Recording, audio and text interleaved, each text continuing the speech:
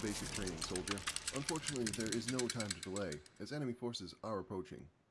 We're going to get you acclimatized to your Rambot avatar, familiarize yourself with the weapon control of this forward operation base, and have you defend it from the incoming Deepwater Guard Air Force. Press W to move forwards. Press S to move backwards. Press space to jump. Press tab to switch to a movable, third-person, flying camera. Move the camera 25 meters from your player's body. Press tab again to go back to the first-person camera. You can also totally decouple the camera from your player by entering and exiting the Fleet Control UI by double-tapping E. Let's do that now. Press E twice to find your camera satisfyingly free. To show the mouse cursor and access lots of different options, you can press the middle mouse button.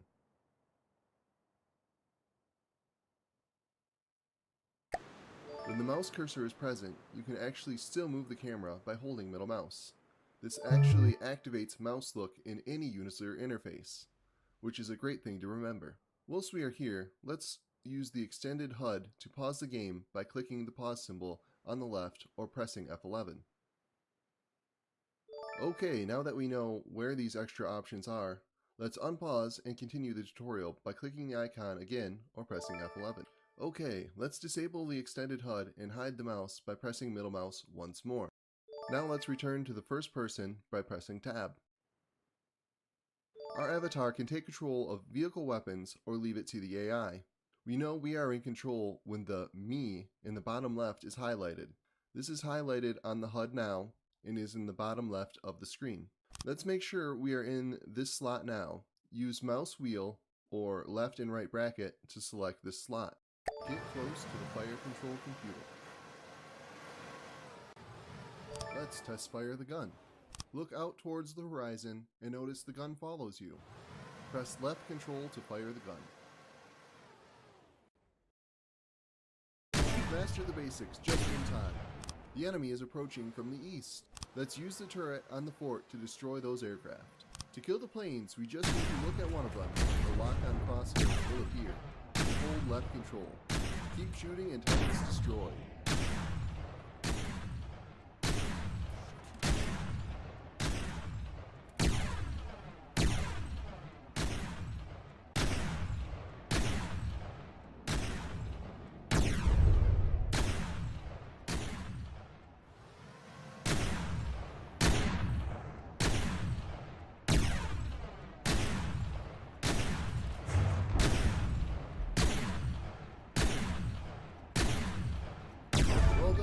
Learn the basic controls and have fended off the Deepwater Guard attack.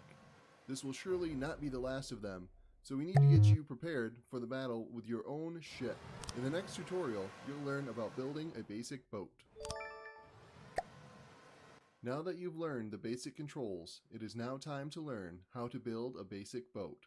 This tutorial will cover various systems that have not yet been mentioned, but all that will be explained in detail in later tutorials. You may notice the metal and wood platform here. It will be our floor upon which we will build the boat. By the end of this tutorial, you have learned about holding a craft in place, using mirror mode, and constructing the basics of a small missile boat. We're going to do some building now. From the Depths uses a novel, keyboard-based building approach, but it also has the more familiar mouse-based building options as well. We always recommend using keyboard-based building, but you can tap F3 at any time to swap modes. We're going to swap you into keyboard-based building now and begin. The instructions will describe everything you need to do to become a master builder. If you cannot manage a step, please press enter to have it auto-complete. The hull. Let's start by building up a watertight hull. We'll construct the sides, front, and rear with some beamed wooden blocks, then add some corners to the front to help shape the boat. Hold the vehicle still by pressing caps lock. Cycle a central mirror on by pressing Alt-N. Open the inventory by pressing E. Select the flashing red tab. Select the flashing red block. Move the marker into position.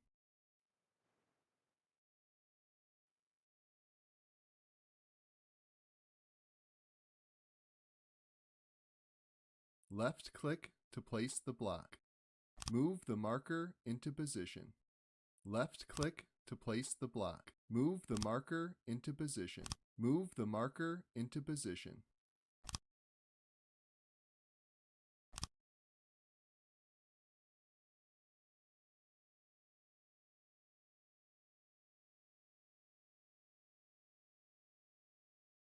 Left click to place the block. Move the marker into position. Move the marker into position. Open the inventory by pressing E.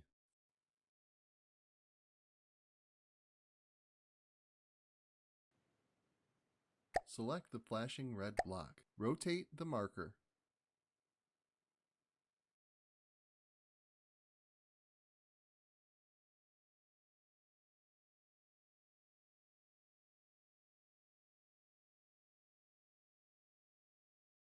Right-click to remove the block. Rotate the marker.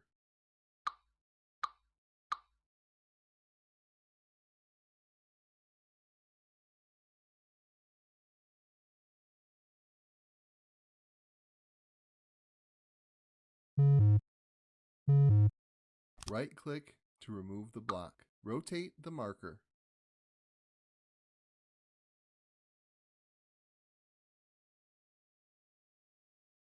Left-click to place the block. Left-click to place the block. Left-click to place the block. Rotate the marker.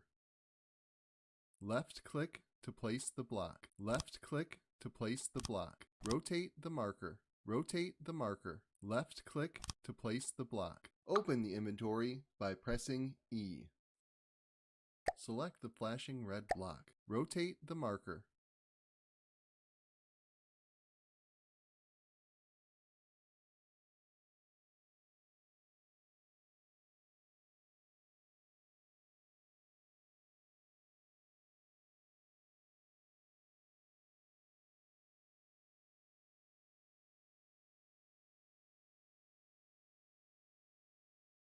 Left-click to place the block.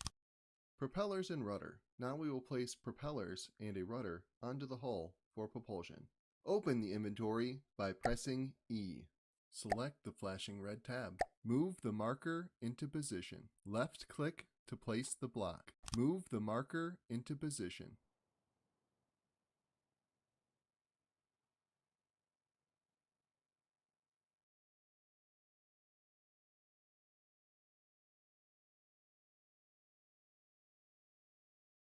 Left-click to place the block. Open the inventory by pressing E. Left-click to remove the block. Open the inventory by pressing E. Select the flashing red block. Rotate the marker. Left-click to place the block. The air pump. We can make the hull watertight by placing an air pump. This will help keep the boat floating higher. When constructing larger hulls, you may use many of these in compartments of the hull. Select the flashing red tab. Select the flashing red block. Move the marker into position.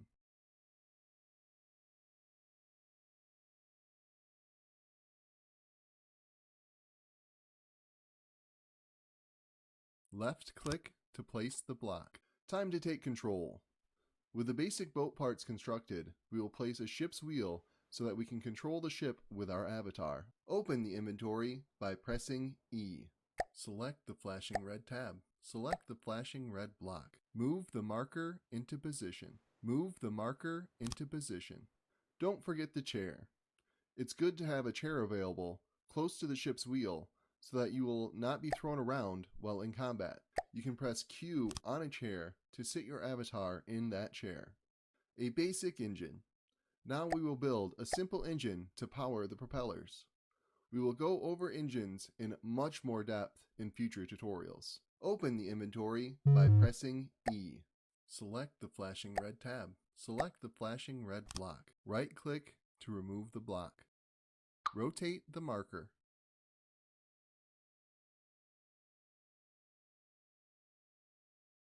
Right-click to remove the block. Rotate the marker.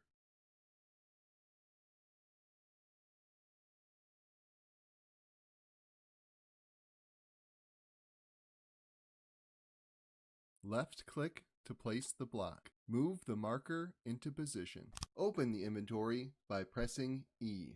Select the flashing red block. Rotate the marker. Right-click to remove the block. Rotate the marker. Left-click to place the block. Open the inventory by pressing E. Select the flashing red block. Rotate the marker.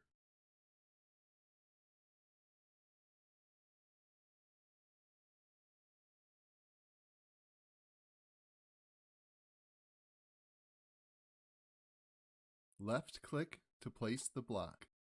Open the inventory by pressing E.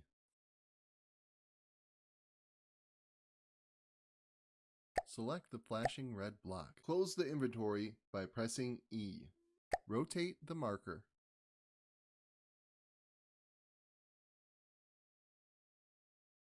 Left-click to place the block. Don't forget the fuel.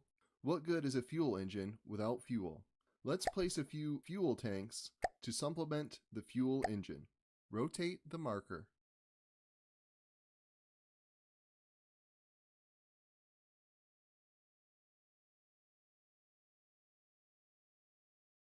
Close the inventory by pressing E. Rotate the marker. Left-click to place the block. The missile battery. It's time to add weapons. We will build a missile system to provide some armaments for this boat. Missiles are compact and can fit in small designs, so they are excellent here. We will go over missiles in more depth in a future tutorial. Cycle the central mirror off by pressing Alt-N or N. Open the inventory by pressing E. Open the inventory by pressing E. Select the flashing red block. Rotate the marker. Left-click to place the block. Open the inventory by pressing E.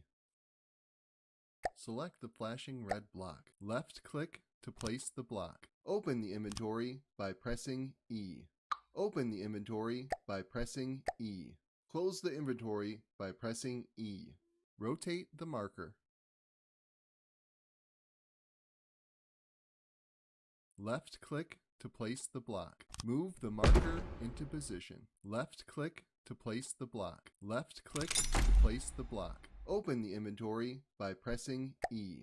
Select the flashing red block. Move the marker into position. Left-click to place the block. Left-click to place the block. Move the marker into position. Left-click to place the block. Move the marker into position. Left-click to place the block. Move the marker into position. Move the marker into position. Left-click to place the block. Move the marker into position.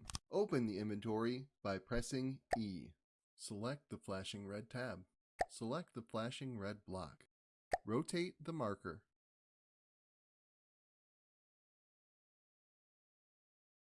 Left-click to place the block. Open the inventory by pressing E. Right-click to remove the block. Open the inventory by pressing E. Select the flashing red block. Left-click to place the block. Ammunition. Now we will place some ammo barrels for the missiles to reload from. Cycle a central mirror on by pressing Alt-N. Open the inventory by pressing E. Select the flashing red tab. Select the flashing red block. Left-click to place the block. Move the marker into position. Move the marker into position. Left-click to place the block. So let's place a few material storage boxes. Materials can also be used by the avatar to repair the boat should it get damaged. Select the flashing red block. Close the inventory by pressing E. Left-click to place the block. Move the marker into position. Move the marker into position. Left-click to place the block. Adding a keel. Our current boat is quite light and may not move in the water very well. The best way to sink the boat down without adding much weight is to use a keel. The deeper the keel, the less weight you need to bring the boat's center of mass down. For this boat, we'll be using 2 small metal beams and a lead beam. Rotate the marker.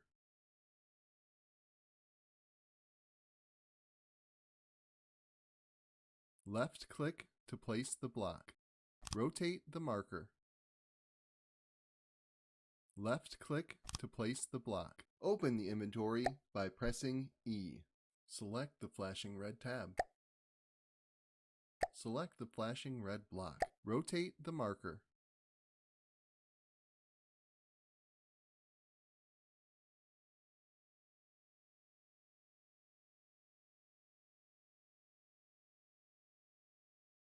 Left click to place the block. You're done.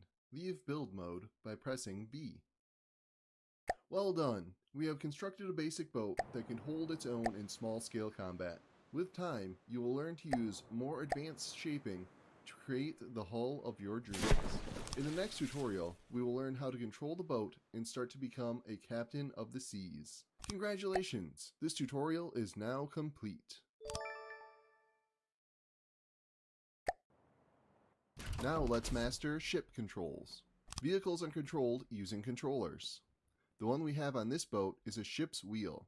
It uses a key layout that is appropriate for controlling a boat.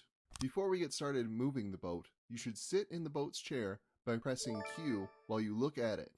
Let's do that now. Tell the ship's wheel to increase main drive by holding U. You'll see that the main drive is listed as 100% on the right-hand side of the HUD, yet the boat is not moving anywhere. That is because the propeller has not been configured to respond to the main drive yet. Let's fix that now. Note that you can configure what vehicle information is displayed on the right-hand side of the screen from the Vehicle Info tab in the Options menu. Press Tab to swap to third-person camera. Now move the camera to the back of the boat and press Q to interact with the propeller. Once the interface opens up, press the Pusher Preset button at the top of the screen. This will tell the propeller to respond to forwards and backwards commands that the AI sends, and also primary drive, which is what we have just set to full. Great! Now close the UIs. Press Escape or click the X in the top right corner. Fantastic! The boat will start to move now. Note that a freshly placed propeller, or jet engine, has default settings so that it can help you move forwards, backwards, or roll, pitch, or yaw, turn left or right the vehicle. Note that you can manually adjust the response to any and all axes and combine them in different ways. Now that the equipment is configured, let's continue working through the controls. Slow down using J. Hold J to enter reverse. Now stop the propellers by tapping U and J together.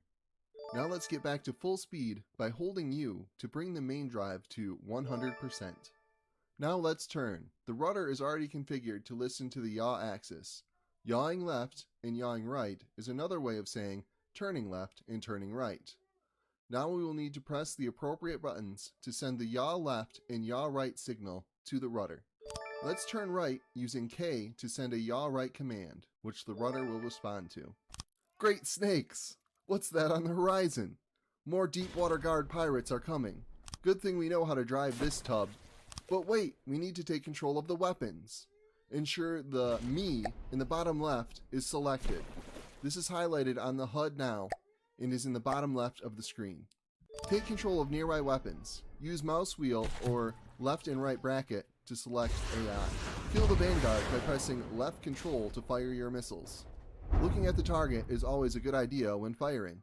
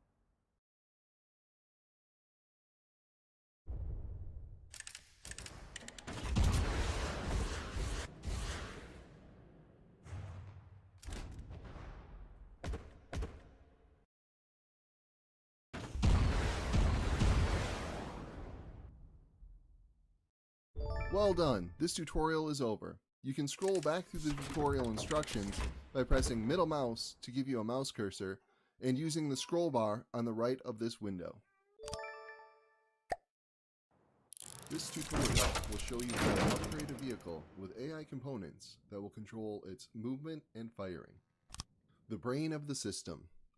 The AI mainframe is what will control all of the parts that we will be adding to the system. If it gets destroyed, the AI will cease to function.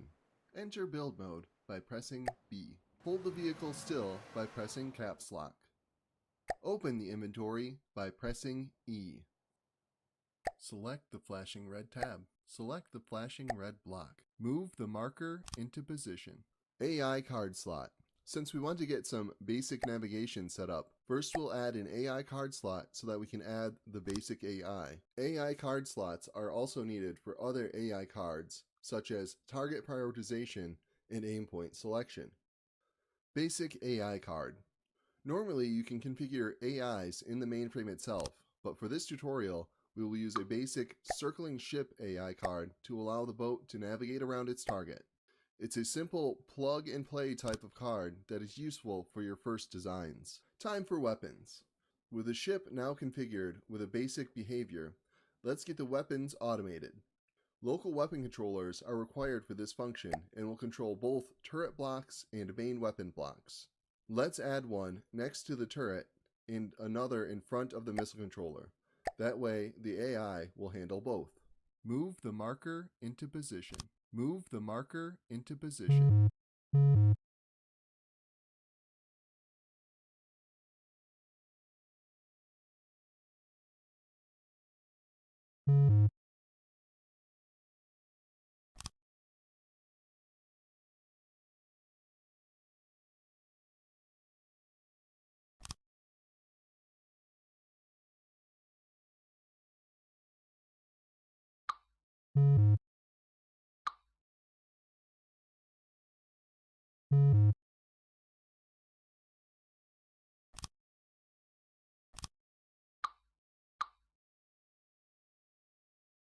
Left click to place the block. AI connectors. There are two ways to connect a local weapon controller to the AI mainframe. The first one will be a wired connection by using AI connectors to connect it to the mainframe. This is more useful for very local connections. Move the marker into position. Move the marker into position. Move the marker into position. Move the marker into position. Move the marker into position. Left click to place the block. Move the marker into position. Transmission. The other way will be through wireless transmission, which requires a wireless transmitter connected to the AI mainframe and a wireless receiver on the local weapon controller.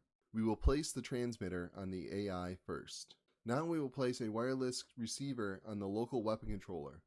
Wireless transmission is the most effective way to connect local weapon controllers to the AI mainframe, since it can be done anywhere on the craft with only a couple of parts. Right-click to remove the block.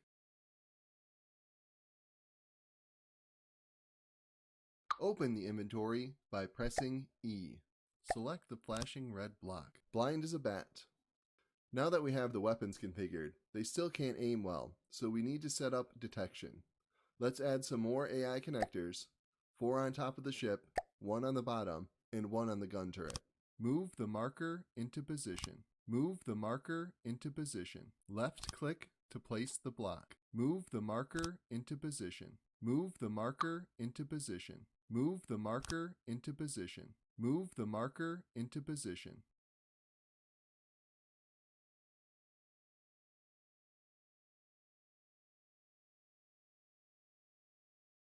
Left click to place the block. Now let's add some wireless receivers to the AI connectors. Just like the local weapon controller using a wireless receiver, these will connect the parts to the AI mainframe. Rotate the marker. Rotate the marker.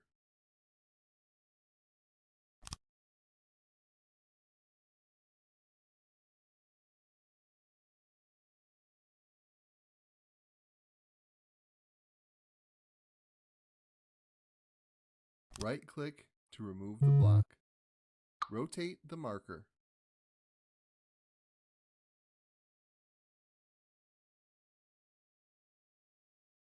Left click to place the block. Left click to place the block. Move the marker into position. Move the marker into position. Move the marker into position. Move the marker into position. Left click to place the block. Visual sense. Next we will add on some basic 360-degree cameras. Visual cameras can see nearly anything above water without issue, but their range estimates are quite poor. They will serve as our primary eyes for the other detection to be added. Rotate the marker. Right click to remove the block. Rotate the marker.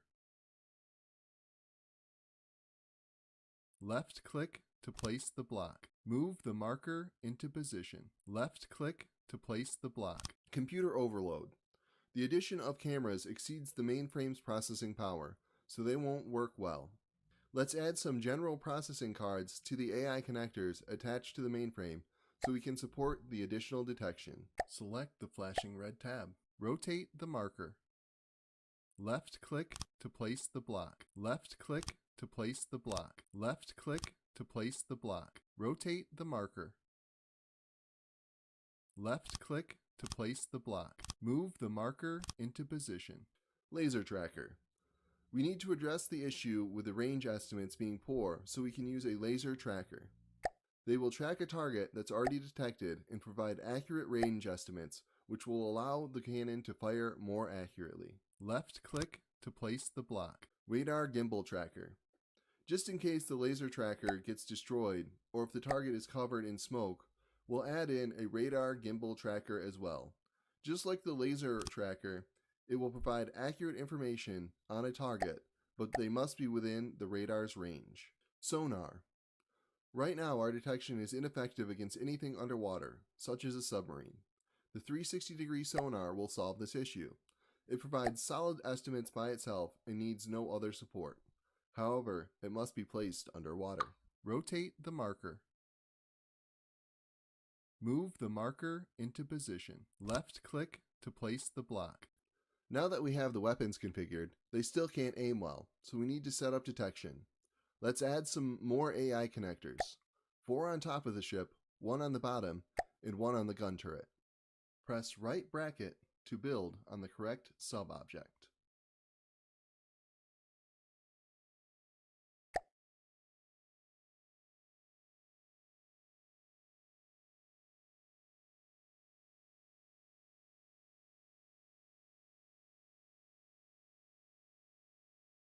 Open the inventory by pressing E.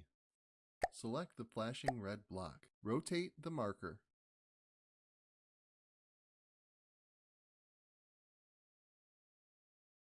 Left click to place the block.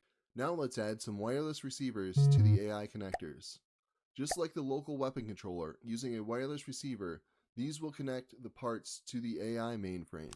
Right click to remove the block.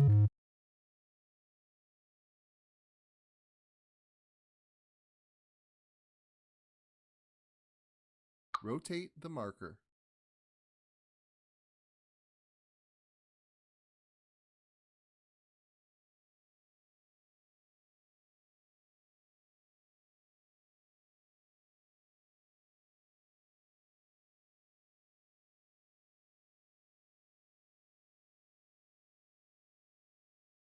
Right click to remove the block.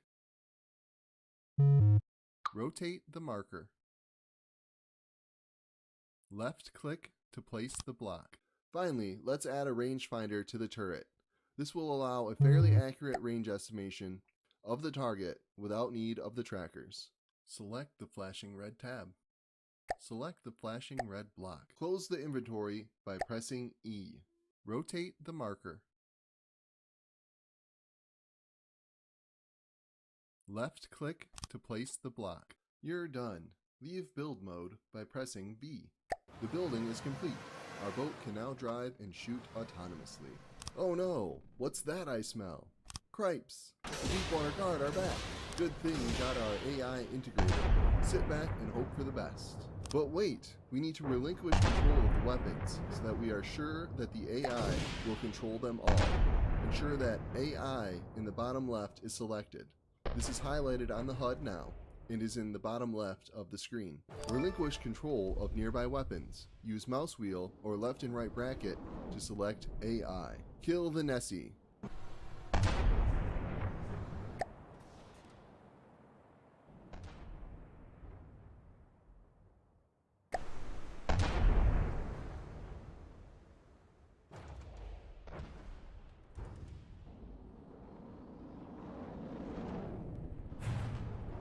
Well done! This tutorial is complete. In the next tutorial, we will learn how to command and control our AI. In this tutorial, you'll learn commands and controls for your fleet. You'll learn how to set movement and attack orders, as well as triggering automatic combat behaviors. Tactical controls are given in the fleet interface, which is accessed by pressing E. Press E to open it now.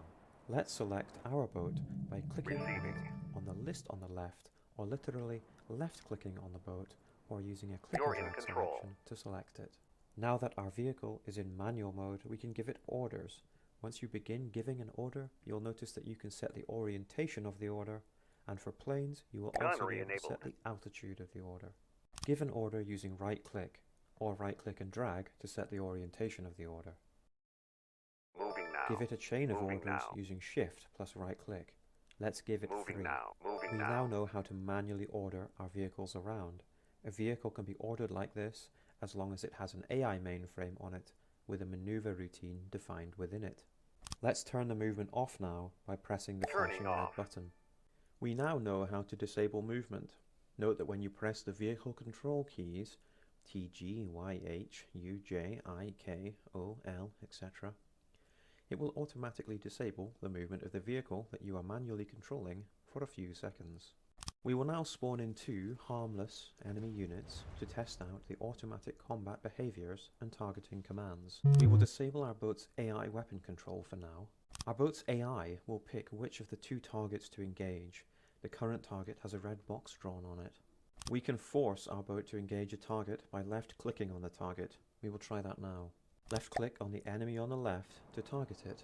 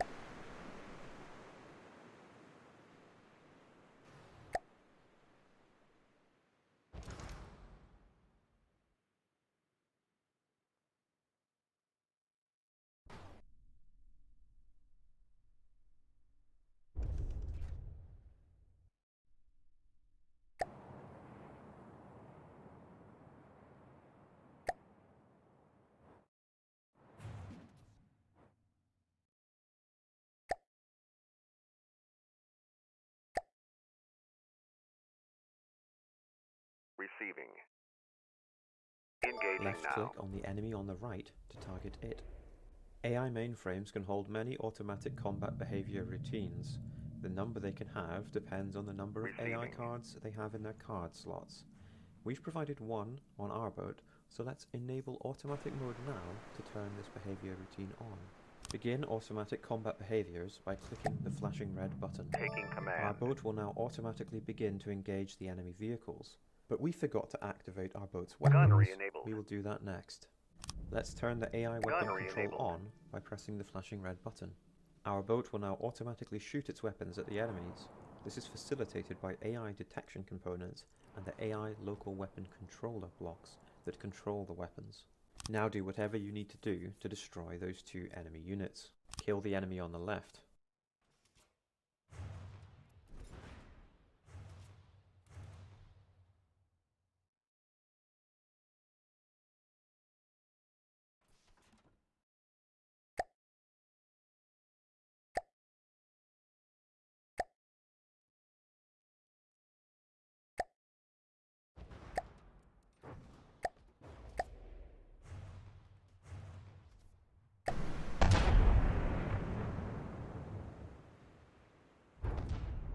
Kill the enemy on the right.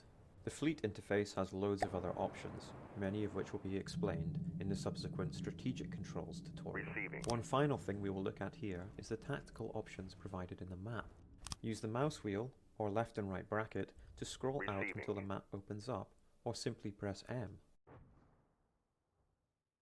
Scrolling out even further will bring up the strategic map view. This is useful for grand strategy in the campaign, but we are focusing on the tactical controls at the moment. I've spawned one final enemy for you to destroy. The map's tactical elements are very similar to those that you've just used, so you should have no problems in defeating this new enemy whilst in a tactical map. Do whatever you need to do to destroy this one final enemy. In this tutorial, we'll learn the strategic controls of the game, how to make fleets, how to split them apart, how to set flagships, how to position forces within a fleet, and how to give orders to a fleet.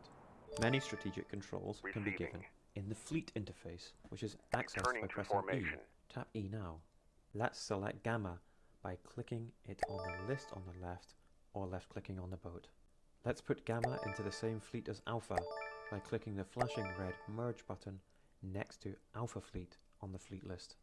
Select the flagship Alpha by clicking on the vehicle, on its name on the list, or on the fleet name Alpha Fleet. With the flagship selected, we can give an order with right click and drag. It's Moving likely now. that Beta and Gamma are now moving with the flagship, but to make sure, let's put them into fleet move mode. Select Beta. Now put Beta into fleet move mode. Select Gamma.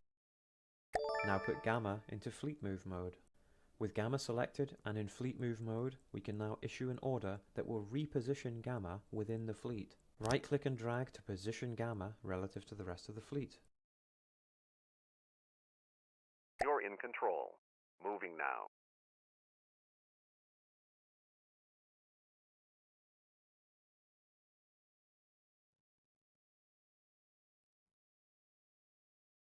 Returning to formation. Moving Now now. we'll learn how to change flagship. Keep Gamma selected. Press the flashing red Set Flagship button to make Gamma the flagship of this fleet. With Gamma as the flagship, orders given to Gamma will affect the whole fleet. We will now learn how to separate forces out of the fleets, which can be done in a number of different ways. Separate Alpha, Beta and Gamma back to 3 individual fleets by selecting the forces individually and pressing the flashing red button. We will now learn about out-of-play and in-play forces. Out-of-play forces are enabled in campaign and they are essential to campaign play. An out-of-play force is an abstract representation of your force, and it can still gather materials, create energy, produce commodities, and can require materials or energy to move, just like a normal in-play force. Out-of-play vehicles go where you tell them to go, using the recorded top speed and recorded maximum altitude of the in-play vehicle. You can have hundreds of out-of-play vehicles and still have a smooth frame rate. This is why they exist. They allow epic large-scale strategy in campaign. Let's put all 3 of our vehicles out of play by pressing the flashing red button.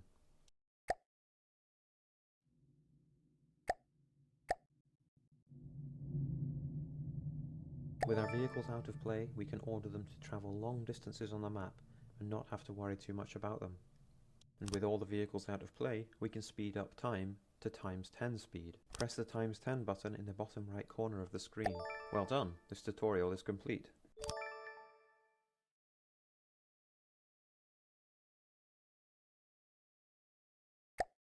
This tutorial will show you how to place a compact engine that burns materials to create power.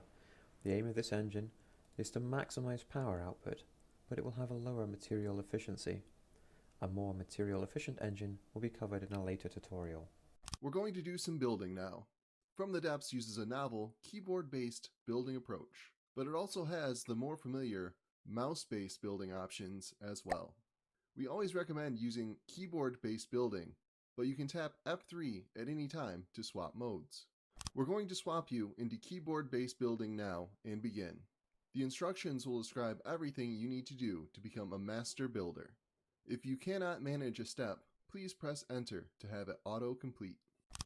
The fuel engine generator block starts nearly all engine builds, so it's normally placed first. Without it, the engine will not function. Hold the vehicle still by pressing caps lock. Cycle a central mirror on by pressing Alt-N. Rotate the marker.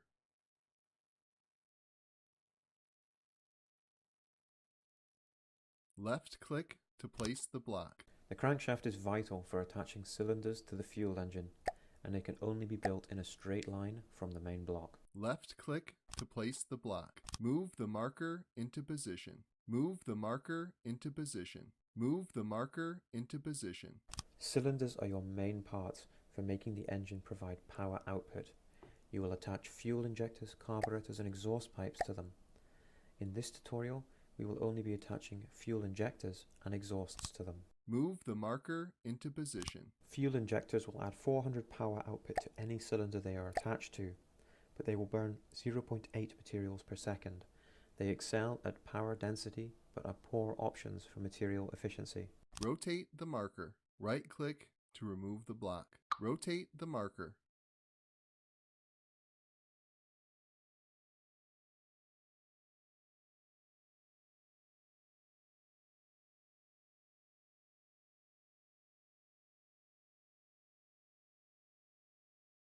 Left click to place the block. Rotate the marker.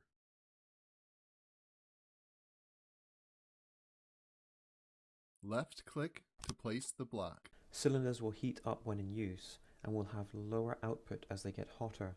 If they overheat, they won't produce any power until they cool down. Exhausts are the main way to keep cylinders cool and produce more power. Close the inventory by pressing E. Rotate the marker. Left click to place the block. Move the marker into position. Left click to place the block. Radiators help to cool all cylinders on an engine at the cost of a small amount of material efficiency. Sometimes they can be the solution to an engine that just gets a little too hot to function. Rotate the marker. Right click to remove the block. Rotate the marker. Left click to place the block. Now that we've created the basis of the engine, let's expand on it with some more parts. To start off, let's add some additional injectors. Rotate the marker.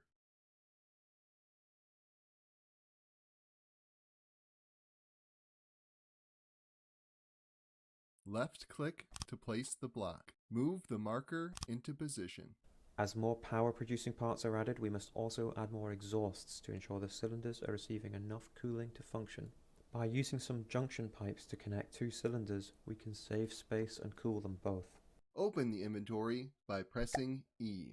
Select the flashing red block. Rotate the marker. Left click to place the block. The cooler a cylinder runs, the more power output it can provide. Therefore, taking measures to ensure cylinders stay cooler are hard to pass up if you need that little bit of extra power. Select the flashing red tab. Rotate the marker.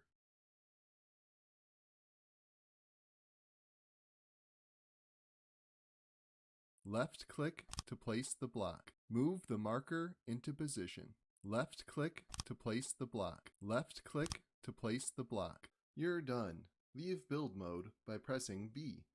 This compact engine is now complete. Well done. With time and practice, you will find ways to get more power output in a smaller package with your engines. In a later tutorial, we will build an efficient engine using carburetors. Carburetors allow the connection of turbochargers and superchargers. Turbochargers increase fuel efficiency of carburetors at high RPMs, and superchargers increase efficiency at low RPMs. Congratulations, this tutorial is complete.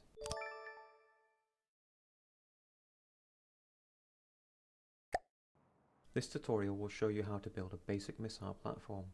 To be more specific, we'll be constructing a vertical launch system for the missiles. Missile systems are rather expensive and use a lot of material to reload, but they are amongst the most compact of the weapon systems and can be configured for a variety of roles.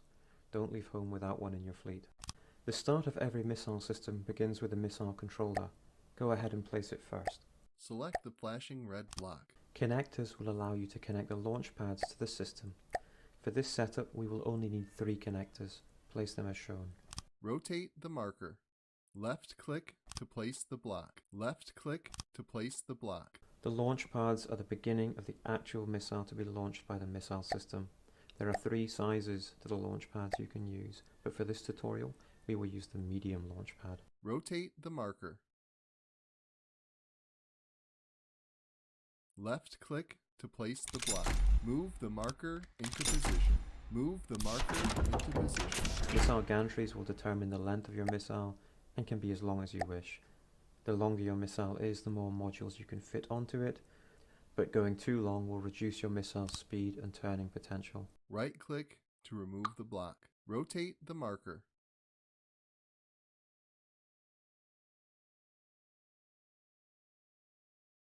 Left-click to place the block. Move the marker into position. Left-click to place the block. Move the marker into position. Move the marker into position. Left-click to place the block. Move the marker into position.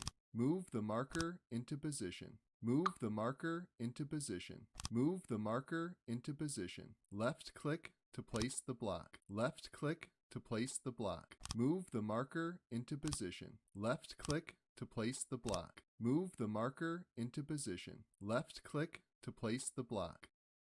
Move the marker into position.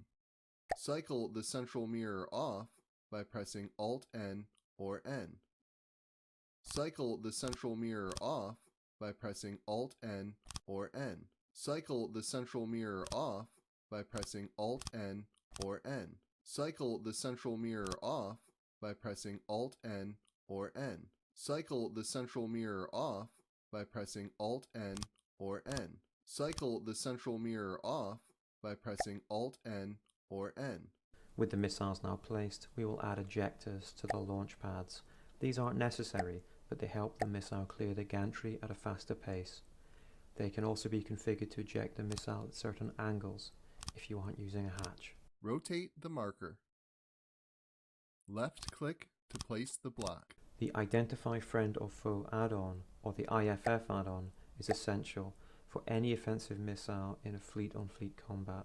They will keep the missiles from locking onto friendly craft. You only need one per system, but don't forget it. You're done. Leave build mode by pressing B. This basic missile system's construction is now complete. The missiles themselves will need to either use radar seekers, laser designators, or the one-turn module in order to lock onto a target at such a large angle. You can always press Q on a launch pad or its gantries to bring up the missile and adjust the modules. Check out some of the pre-constructed missile systems to get a better grasp on the many different missile types you can make. Congratulations, this tutorial is complete. You've come a long way and finally have your own fortress under your control. Feel free to take a moment to appreciate what has been built. It's not completely done, but we'll have it fully functioning by the end of this tutorial. In this tutorial we'll be discussing how to keep a sky fortress afloat, explaining what materials and energy are and how to obtain them and spend them.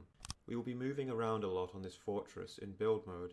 You can always move faster in build mode by double tapping the directional key that you wish to move in. To get started, Sky Fortress turbines are required to keep the fortress in the air.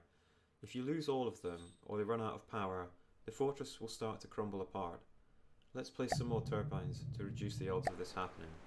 Enter build mode by pressing B.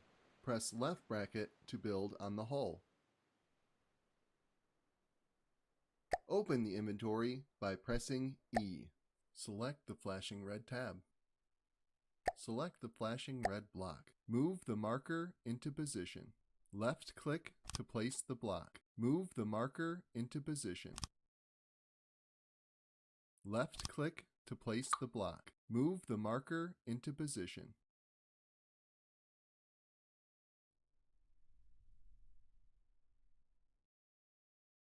Left-click to place the block. Move the marker into position. Move the marker into position. Left-click to place the block. Materials are what makes the world go round in From the Depths. They are used to build your craft, reload your weapons and power your engines. Let's add some more material storage to this fortress near the back. Open the inventory by pressing E. Select the flashing red tab. Select the flashing red block. Close the inventory by pressing E. Move the marker into position. Move the marker into position. Move the marker into position. Move the marker into position. Move the marker into position. Fortresses are known for their static behavior and are best kept in resource zones to gather materials. Let's place down some material gatherers to make use of this extra material storage we now have. Close the inventory by pressing E. Move the marker into position. Left-click to place the block. Move the marker into position. Left-click to place the block. Left-click to place the block. Move the marker into position. Left-click to place the block. Fuel tanks are used by fuel engines and custom jet engines and allow them to access materials to burn as fuel. Let's add some more fuel storage to this fortress.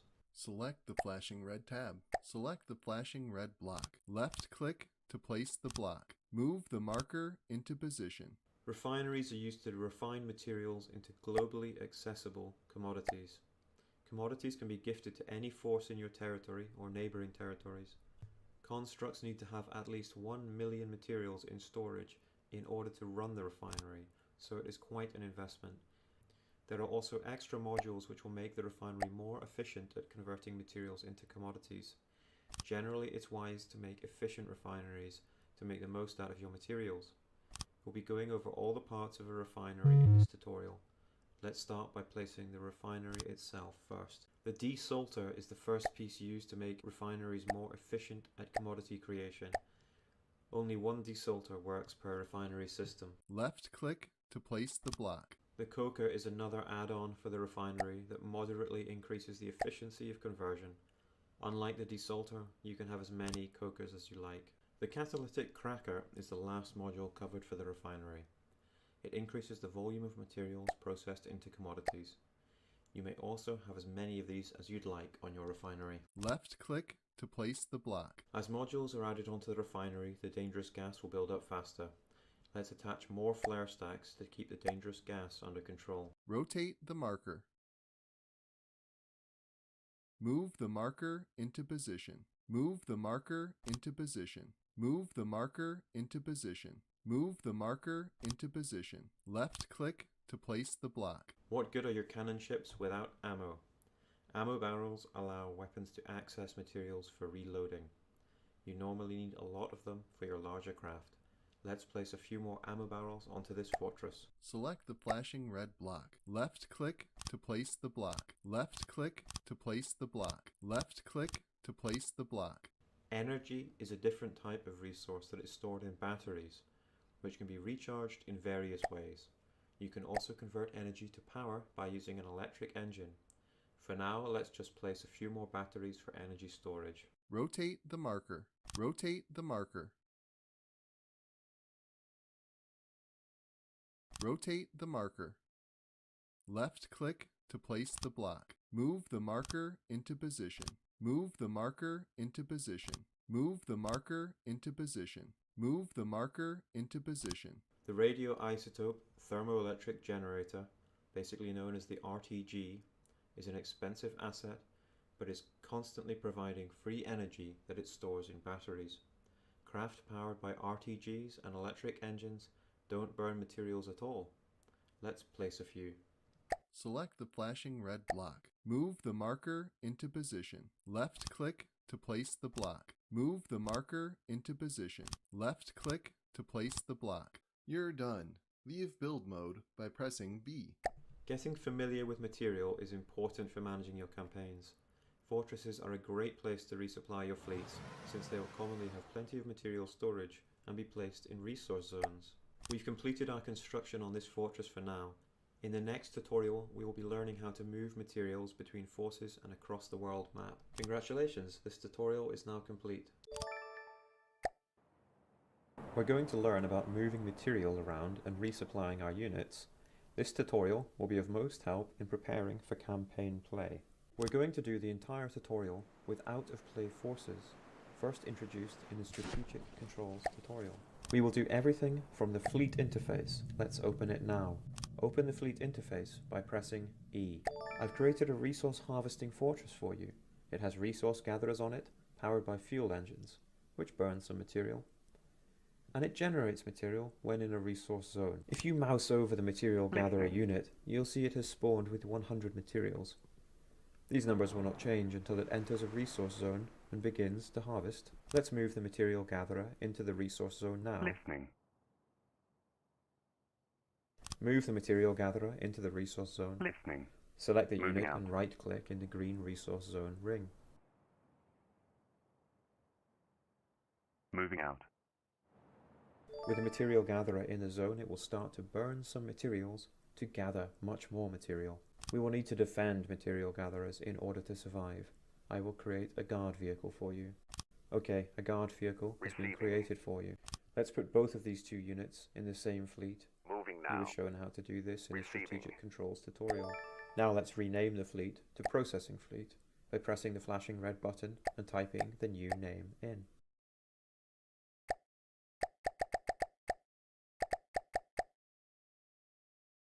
What we want to achieve is the Receiving. material gatherer Moving now. giving materials to the guard boat. Moving We now. will do this using supply types.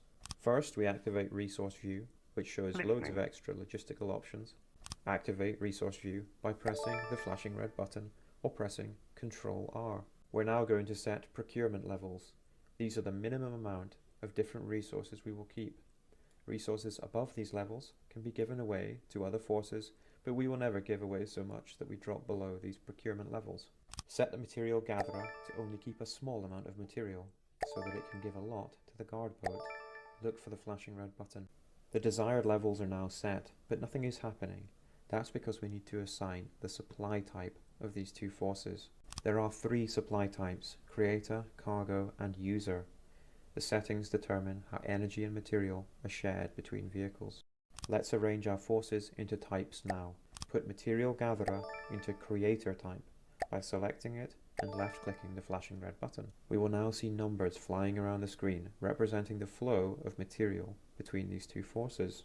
You will also see a green bubble outline that shows the forces sharing this material. Supply groups are useful for keeping all forces in a fleet well stocked. But what about supplying distant fleets? I've spawned in a distant boat Receiving. called Combat Boat with no material, and a supply vessel called Supply Boat with loads of storage capacity for material. We will start by setting Supply Boat to be a cargo type. This will mean that Material Gatherer tries to fill it up with material. Select the Supply Boat force. Put Supply Boat into cargo type by pressing the flashing red button. We will now wait here until Supply Boat is full of materials. Press the ×10 button in the bottom right corner of the screen to speed up time. Material Gatherer will give material to the Supply Boat once they have an excess. Because we set Guard Boat to demand high amounts of material, this will take some time. Whilst we wait, we will configure the Supply Boat procurement levels. We want to set the procurement levels to the bare minimum so that most of the supplies are given to the Combat Boat that we are supplying. Set the Supply Boat to only keep a small amount of material so that it can give a lot to the Combat Boat. Look for the flashing red button. Order Supply Boat to move near Combat Boat. Receiving. Moving now. Select Combat Boat. Moving now. Receiving. Now we will make the Combat Boat a user type so that the Supply Boat provides it with loads of material.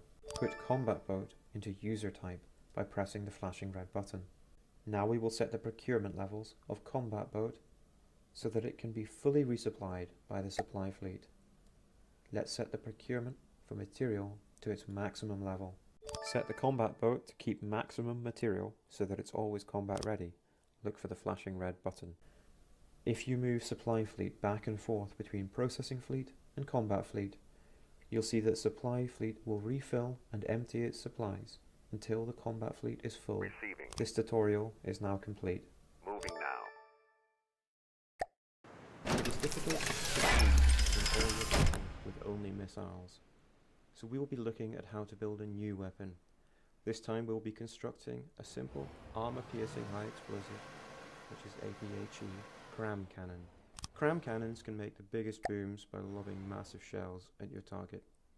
They work by cramming pellets into the shell and then firing it. The shells are quite slow, but can pack a tremendous punch. We will be constructing this cram cannon on a turret block, which will allow the cannon to rotate and fire in nearly any direction we need it to. We're going to do some building now. From the Depths uses a novel, keyboard-based building approach, but it also has the more familiar mouse-based building options as well. We always recommend using keyboard-based building, but you can tap F3 at any time to swap modes. We're going to swap you into keyboard-based building now and begin. The instructions will describe everything you need to do to become a master builder. If you cannot manage a step, please press enter to have it auto-complete. Since we are building on a turret, we will start with the spine of the cram cannon by setting up the connectors. These will serve to connect the firing piece and autoloaders in the following steps. Press right bracket to build on the correct sub-object.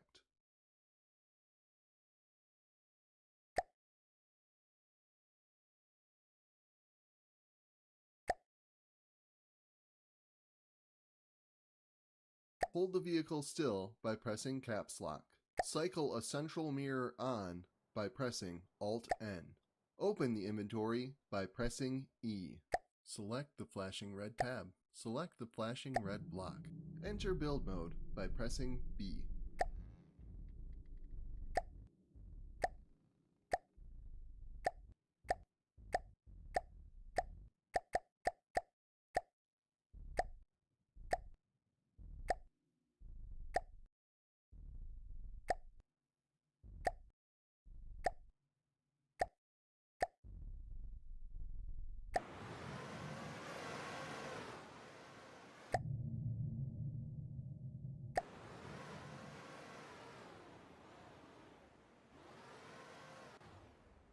Press right bracket to build on the correct sub-object.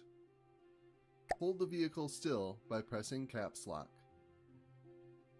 Cycle a central mirror on by pressing Alt-N. Select the flashing red block. Move the marker into position.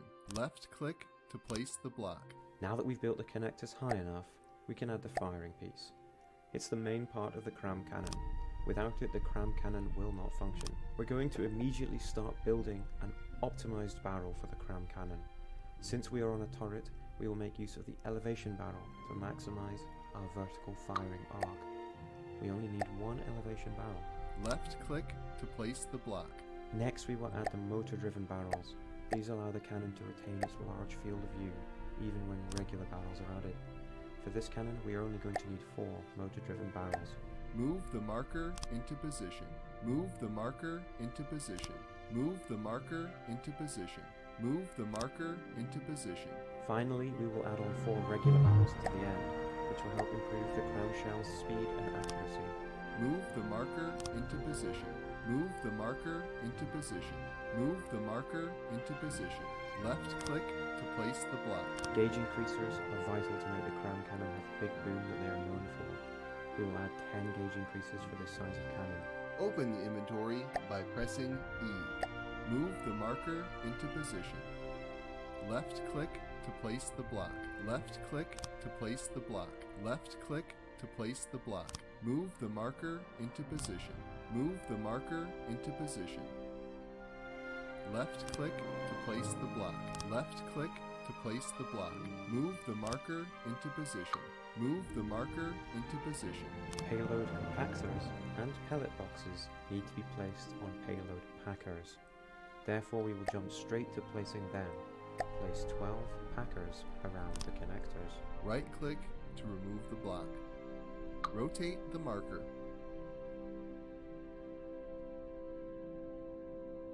Left click to place the block. Left click to place the block. Move the marker into position. Rotate the marker. Left click to place the block. Left click to place the block. Rotate the marker. Left click to place the block. Move the marker into position. Next up, we will add payload compactors. When connected to packers, they increase the packing capacity of the shell. Let's make good use of that. Right click to remove the block. Rotate the marker.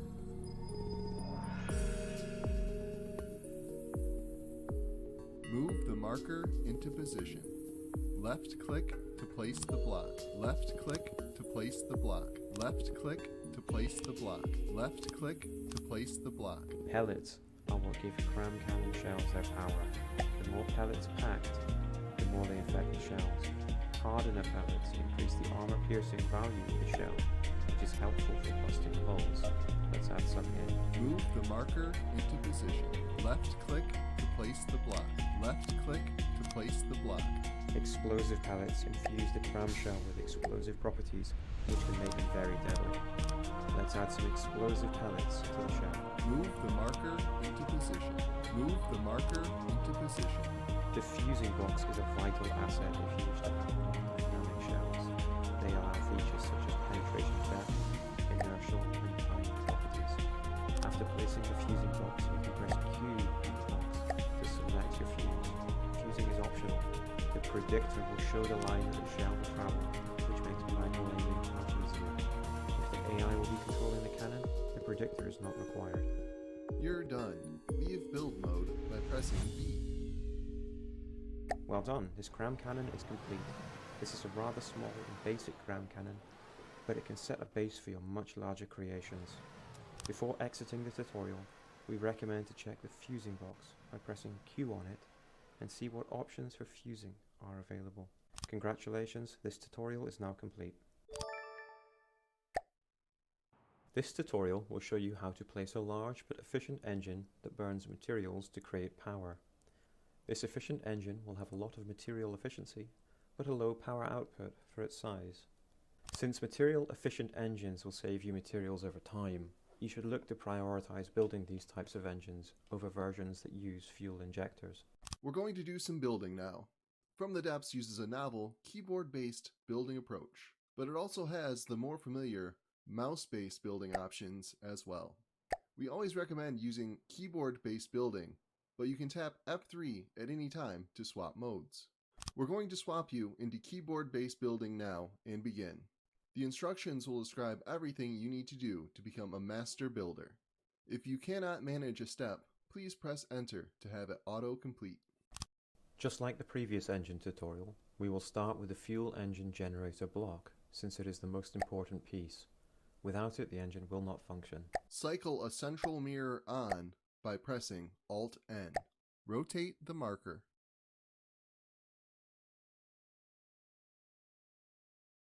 Left click to place the block. Next, we will add the crankshafts, just like before. Remember that a crankshaft can be as long as you'd like, and for this engine, we will keep it short and simple. Move the marker into position. Next, we will add the cylinders, but this time we'll be adding a couple more than before. Rotate the marker. Left click to place the block. Rotate the marker.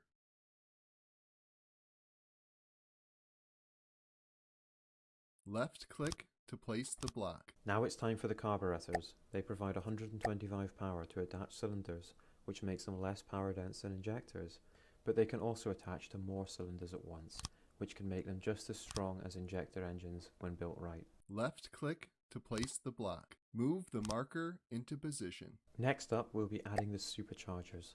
These blocks connect to carburetors and improve material efficiency when the engine is running at low RPMs. They can benefit multiple carburetors at once, so place them between carburetors where possible. Turbochargers can be tough to place, but are vital for any material efficient engine running at high RPMs. Connect the main block to the cylinder and the top part to the carburetor. The info for the turbocharger will tell you if it's connected properly. There are left and right variants of the turbocharger. If you have mirror mode on, it will properly place the proper turbocharger on the opposite side. Since we have to rotate the turbocharger around, we must use the other variant for this step, despite being on the same side. Right click to remove the block. Open the inventory by pressing E. Left click to place the block. With the main pieces added to the engine, let's add the exhausts and connect them. To start off, place the corner pipes in the locations requested. We'll also place corner pipes on the upper cylinders for extra cooling. Left click to place the block. Rotate the marker.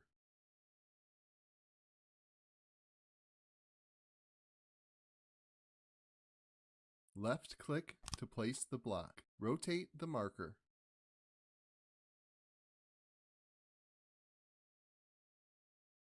Move the marker into position. Left click to place the block. Now we will add in the junction pipes to connect the pipes on the lower part of the engine. The layout will appear unusual, but we'll be looking to add inline turbochargers to the system. The gap in the junction pipes will be addressed in the next step. Rotate the marker.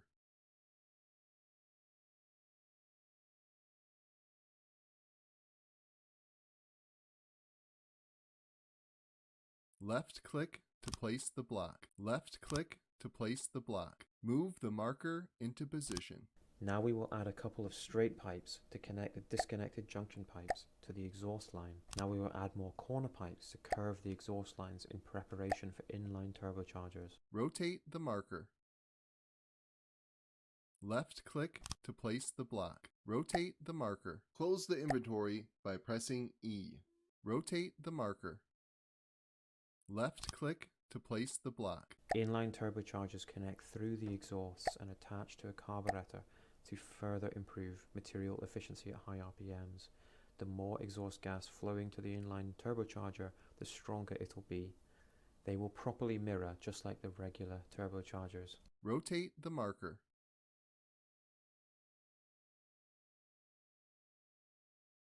Left click to place the block.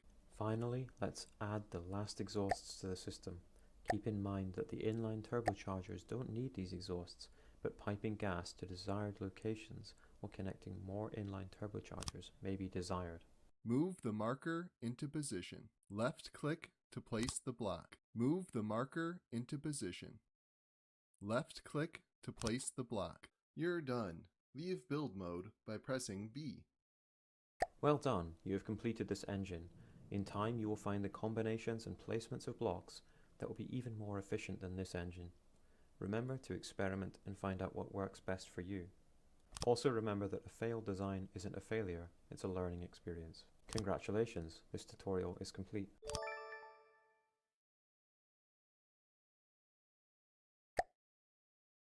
The Advanced Projectile System, simply known as the Advanced Cannons, is a fairly complex system that allows a large variety of cannon systems, which can range from small rapid-fire cannons to large cannons firing heavy shells that are capable of dealing massive damage. It uses an ammo controller and shell customizers to allow the creation of various shells. Mastery of advanced cannons will take time, but are well worth the investment.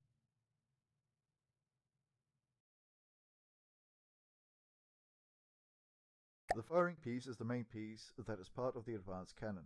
It is here that you will attach mantlets, gauge increasers, coolers and railgun fixtures. All will be explained in this guide.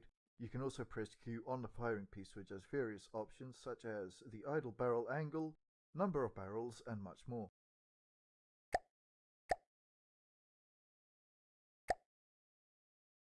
The mantlet attaches to the front of the firing piece and it allows an increase to the firing angle of the cannon. You can only have one mantlet per cannon, and it is necessary to allow a wider firing angle. There are 5 mantlets to choose from for your cannon's needs. Each of them have advantages and disadvantages, so use the one most proper for the cannon you are making. For example, if you are making an anti-air cannon, the AA mantlet is fantastic with its high elevation capabilities, but it has poor azimuth rotation. Put a cannon that uses an AA mantlet on a turret for the best of both capabilities. It's never a bad idea to experiment to find what mantlet is best for the occasion.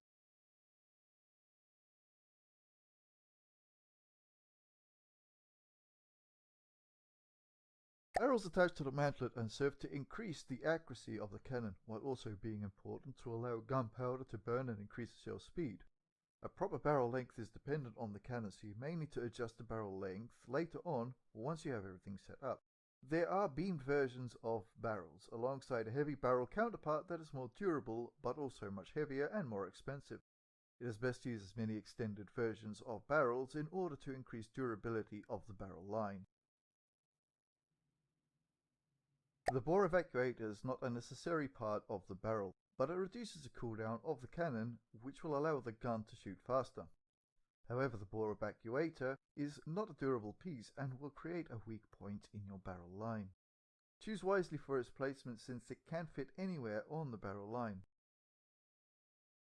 The muzzle brake attaches to the end of the barrel line and reduces the recoil of the cannon while also slightly decreasing shell speed. It's mainly used when further reducing recoil of the cannon is necessary. Just like the bore evacuator, the muzzle brake is an optional piece. However, it will only fit on the end of the barrel. With the externals of the cannon covered, let's look at building the functional parts of a cannon. To start off are the gauge increasers. As stated in their name, they increase the gauge of the cannon so it can fire bigger shells. They connect to the back of the firing piece or onto splitters and/or coolers. An advanced cannon only requires up to 8 gauge increasers. Any beyond this are redundant and provide no additional effect.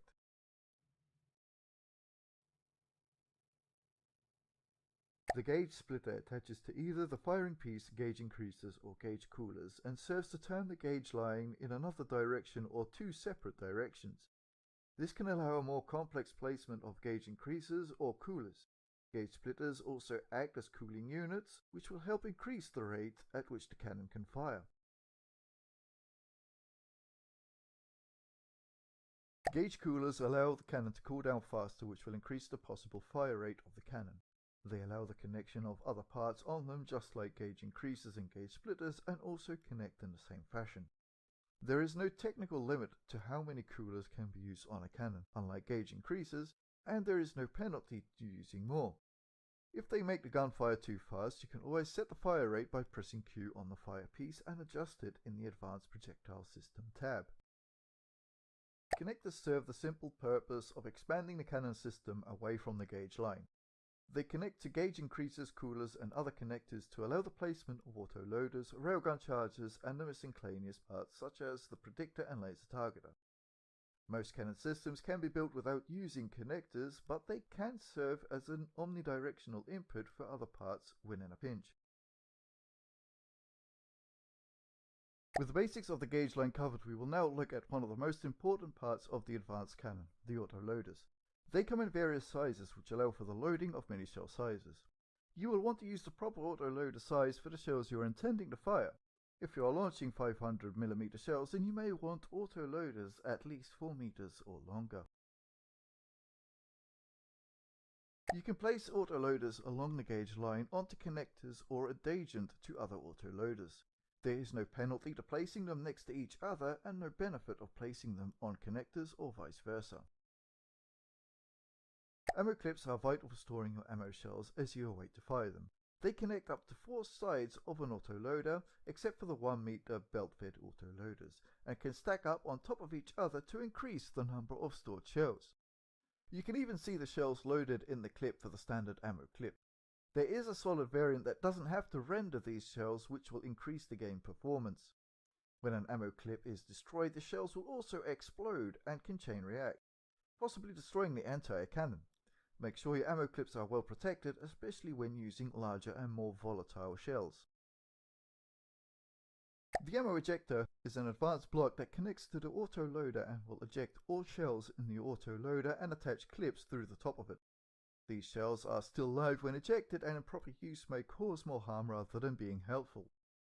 On the other hand, they can also allow for some crafty building and can make even the largest of cannon systems safe to use. There is a variant of the ammo ejector that will eject bullets through the back as opposed to the top. Ammo ejectors are optional on advanced cannons. For the rest of the guide, they will be removed for simplicity's sake. Now that we've got the specifics of autoloaders and their pieces covered, let's go to where we can load the shells. Ammo intakes connect to autoloaders or ammo clips and serve as ports to where shells can be loaded. You will need at least 1 per autoloader clip combination, or the autoloader will never have shells to fire. Later on, this process will be shown once the ammo customizer is discussed.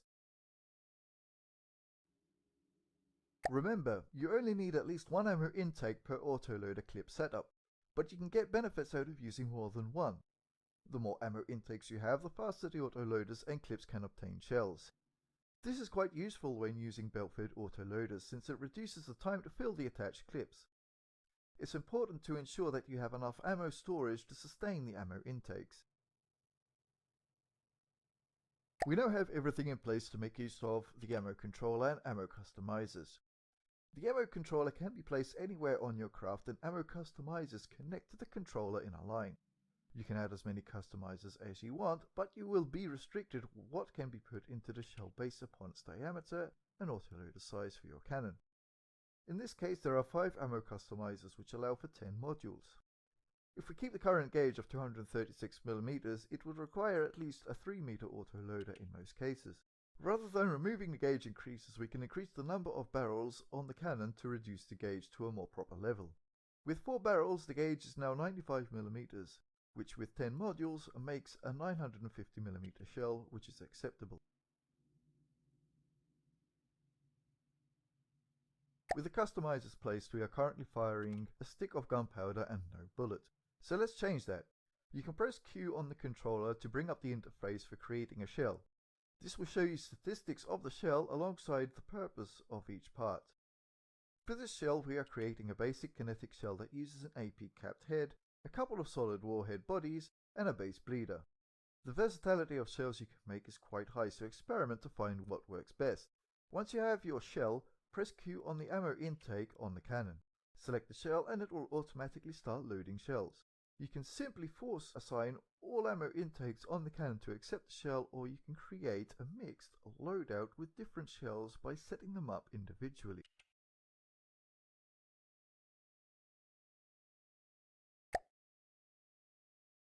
Now that we have the cannon loaded, let's go over the rest of the additives for the advanced cannon. The one that you will use the most will be the recoil absorbers. They help to absorb the recoil that the cannon causes when it fires. If you have insufficient recoil absorption, then not only will the recoil of the cannon affect your craft more, but your cannon will also suffer an inaccuracy penalty. The laser targeter allows the cannon to automatically set the time and settings for fuses that the advanced cannon shells use. It can be placed on the firing piece, gauge increasers, coolers or connectors, and does not require a visual line of sight to operate. This part is essential for creating shells that use timed fuses. The fall-off shot predictor is a basic piece designed for manually operated guns by the player. It will create a trajectory line so you can see where the shot will land. This piece is optional and essentially does nothing for AI controlled cannons. At last, we have finished covering the main parts of an advanced cannon, and all of this can be used to make most conventional cannons. However, what about railguns? Their parts will be explained in parts beyond this step. If you have no interest in railguns, you can now close out of this guide, otherwise continue on. Railguns are used to propel high-speed shells at targets that gunpowder-infused shells could only dream of. The railgun fixture attaches to the firing piece of the cannon and serves as the base for attaching barrel magnets. The fixtures require energy on the craft using the cannon, and the more fixtures you have, the more energy that can be used to supply to the attached barrel magnets. Railgun settings can be adjusted by pressing Q on the firing piece and going to the Railguns tab.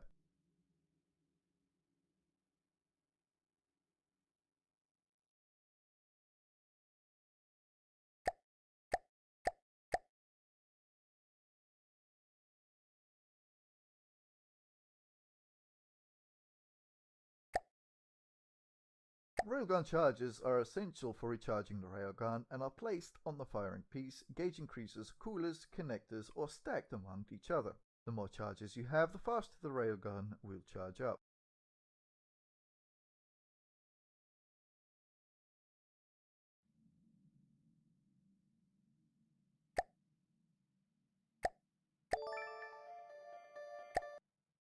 Overview. The steam engine is a powerful and flexible type of engine that can output a tremendous amount of power. It can also be used to create propulsion and even be used for drills. This guide will go over the creation of a steam engine's various functionalities. There are 3 sizes to steam engines: small, medium and large. This guide will cover all the small parts. The medium and large parts are similar in function but require much more space to use effectively. The steam controller is used to maintain the attached boiler and adjust its burn rate.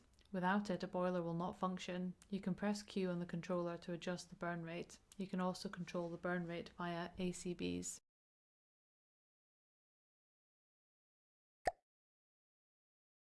The boiler is what burns the materials to produce steam and can be as long as you like. The longer the boiler, the more materials it's capable of burning. The more materials burned, the more steam that's produced. Multiple steam controllers and their attached boilers can be connected. Steam pipes do as they say. They pipe the steam created from boilers to another location. You can have intricate piping systems, and the choices of your pipes are varied to handle nearly any connection needed. Steam pistons. With the basis of how steam is generated and piped, let's go on to creating engine power. The first thing you will need are pistons. These will use the steam pressure to turn the crankshaft of the gearbox, which is explained soon. The more pistons you have, the more steam pressure they'll use to rotate the crankshaft. You can line up multiple pistons on the same pipe to use steam generated by a boiler. This is needed if you want more power output from an attached gearbox and its crankshaft. Multiple pistons, alternate connection. This setup uses the first piston's output to provide steam to the input of a second piston. This uses steam more efficiently. The gearbox is the main block for producing engine power for steam. It is here that you will attach crankshafts, standard shafts and other parts that work with the aforementioned parts. The crankshaft is the connection point for a piston which will allow the entire shaft to rotate. You can have multiple crankshafts on the shaft line and multiple pistons can connect to the same crankshaft from different sides. The shaft is an extension to the shaft line that doesn't have connections for pistons. It is useful for extending the shaft line without needing many pistons. It is also used to connect the transmission to a propeller, which is explained later. The shaft wheel connects to the shaft line and is a connection point for the shaft generator. It does nothing by itself. The shaft generator connects to a wheel on the shaft line and serves to produce energy from the shaft line that can be stored in batteries. Multiple shaft generators can connect to the same wheel. Shaft generators and wheels are not required to be used. They're only needed if you wish to produce energy. Propeller transmission. Now that the basics of creating engine power from the shaft line have been covered, let's convert this power to operate a propeller. To do this, you will need a transmission. It simply connects to the shaft line like so. On the other end, you will connect a shaft and a propeller to complete the process. This will be shown in the next step. The transmission has a configurable gear ratio which can increase the output but will require the transmission to take more kinetic energy from the shaft line, reducing the output of engine power. Here is the finished product of a steam propeller. The shaft connecting the transmission and propeller is required, but you can extend this shaft if needed. The shaft line can also be used to create a steam drill. All you have to do is add the drill extensions and the drill head to the shaft as shown in this example. The more power you use to operate the drill, the more damage it can deal.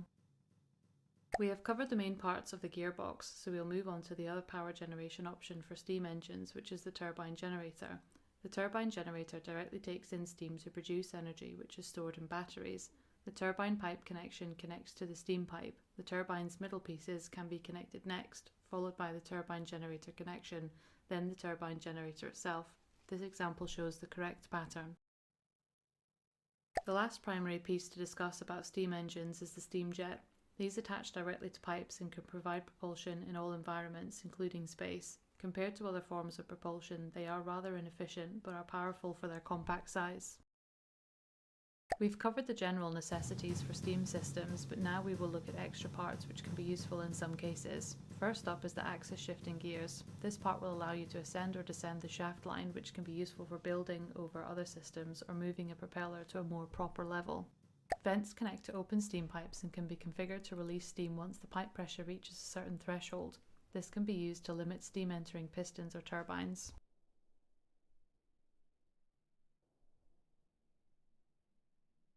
The steam tank stores steam generated by boilers for later use. These are useful for storing up steam for certain operations such as activated steam jets or having a backup supply of steam in the event that the supplying boiler is destroyed. The last item to be discussed with steam is the valve. It serves as a steam pipe and can be configured to open or close based on pressure behind it or ahead of it. This can be useful to force the storing of steam into steam tanks or to throttle steam pressure entering certain parts of the steam system. Lasers are a tech fanatic's best friend, and in From the Depths that is no different.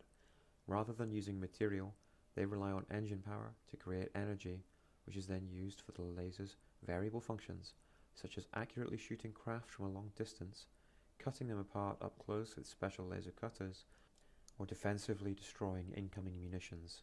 This guide will go over all of the laser parts and their functions. The multi-purpose laser block is the central hub for your laser system and is absolutely necessary. It will display specifications about the whole system, such as the stored energy, how much power the system uses, and the specifics of the laser, such as its armor-piercing value and damage. Connectors allow you to expand the laser system and attach more parts as needed. They connect to any side. The coupler is the main piece that you will use to attach cavities, which are the main source of power for the laser. You will also attach Q switches to the coupler, which will determine how your laser uses its energy. A laser system can have as many couplers as you like. The laser cavity is where the energy is stored for the laser, and they attach to the couplers. Laser cavities are extended in a line, and you can connect pumps, which will supply energy into the cavity. Laser cavities accept the placement of pumps from all sides, except the front and rear. There are other variants of the laser cavity, which will be explained after pumps. They can be mixed with laser cavities without any issues. The laser pump is what provides energy for the laser system. They connect to the laser cavities and convert engine power into energy for the laser system. Laser pumps also come in 3-meter variants, which act as 3 individual pumps. You can mix standard and 3-meter pumps together to provide up to 8 pumps for a single cavity.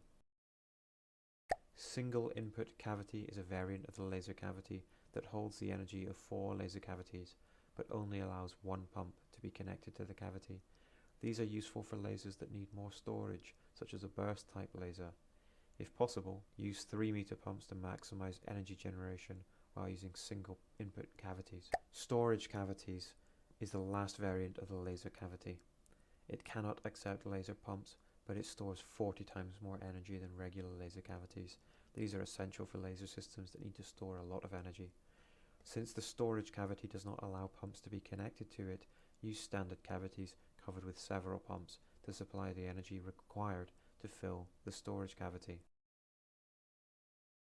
Frequency doublers attach to cavities, and they increase the armor piercing value of the laser.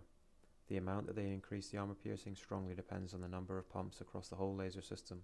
The more pumps you have, the more frequency doublers are required to increase the armor piercing to acceptable levels. Laser destabilizers will increase the energy used per shot of the laser. This provides an upfront damage increase, but you will use more of the cavity's energy consistently, making sustained damage weaker. Destabilizers will stack and further increase the energy used per shot for that cavity. The Q switch attaches to the coupler and will change the behavior of the emitted laser from being continuous to being a pulsed laser. Couplers can accept up to 4 Q switches, and each one attached will increase the speed at which the laser fires while decreasing the energy used. Having 4 Q switches compared to 1 Q switch does not make the laser any stronger, it only makes it shoot faster. 1 Q switch systems are great for high damage lasers, while 4 Q switch systems are better for systems that need rapid fire lasers, such as LAMS nodes, explained in the later steps. The output regulator is a more advanced piece that can connect to either the multi-purpose laser block or a connector that is part of the system. It will make the energy used per shot be based on the capacity of the cavities as opposed to the energy remaining. It can also regulate how much energy is used per shot below the normal threshold.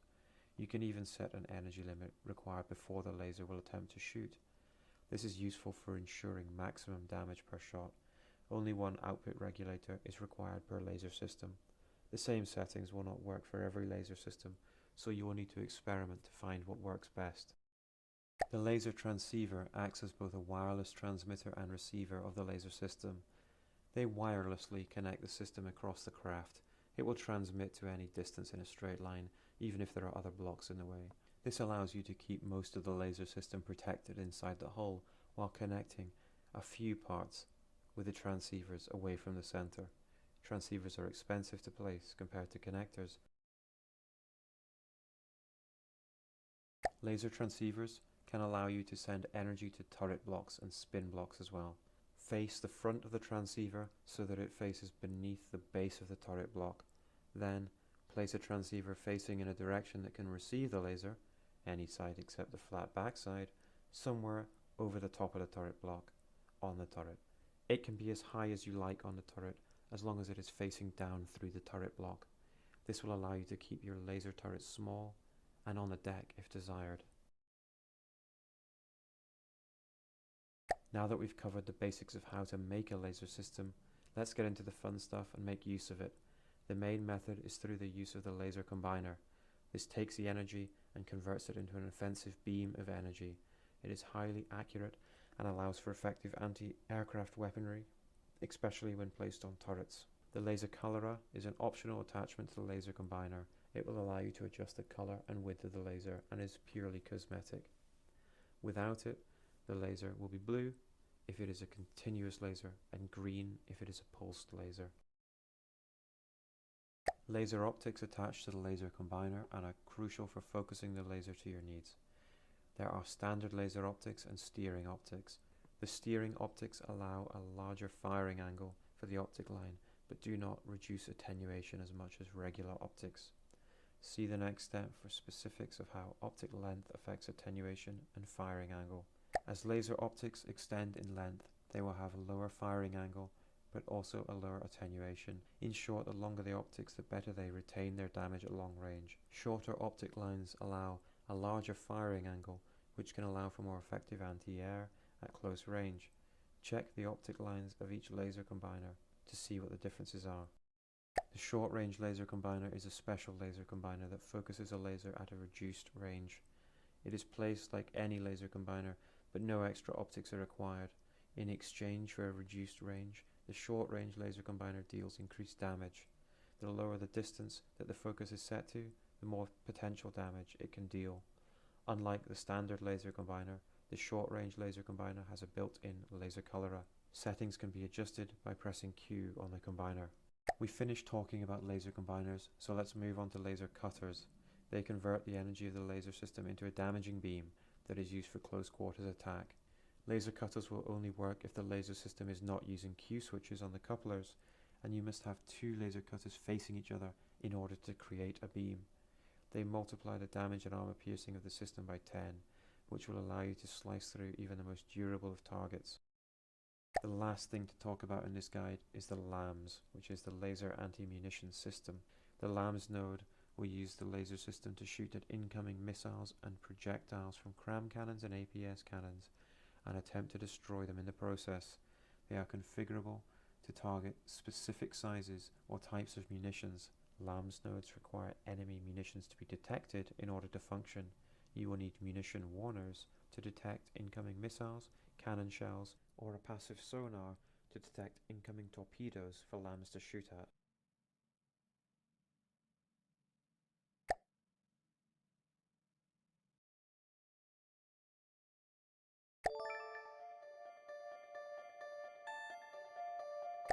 Overview.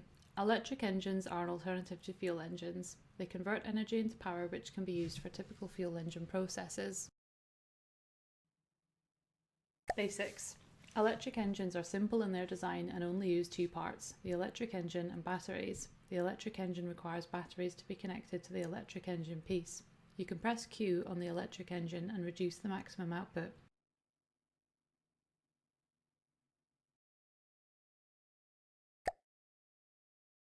Batteries consume energy when they're being used, so they need to be recharged. So, how do you recharge them? Fuel engines are adaptable options for recharging batteries. By pressing Q on the main engine block, adjust the battery charge to the amount that seems proper.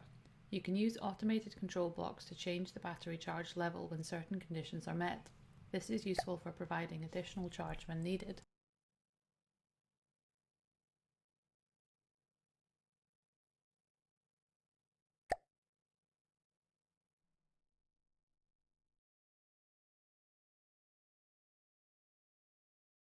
Steam engines can provide energy for batteries through either turbine generators or shaft generators. Large steam systems provide copious amounts of energy for even the largest electrical engines.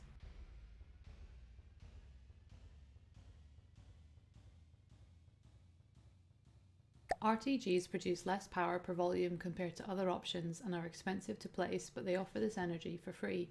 By using RTGs and an electric engine, you can create a fully self-sustained craft. You can also transfer energy from one vehicle to another using resource management. Make sure that the craft you intend to receive the energy is set to keep all energy, and the one to send the energy is set to keep only a portion. This is useful for small craft that do not have room for their own energy generators and can utilise a carrier of sorts to provide it.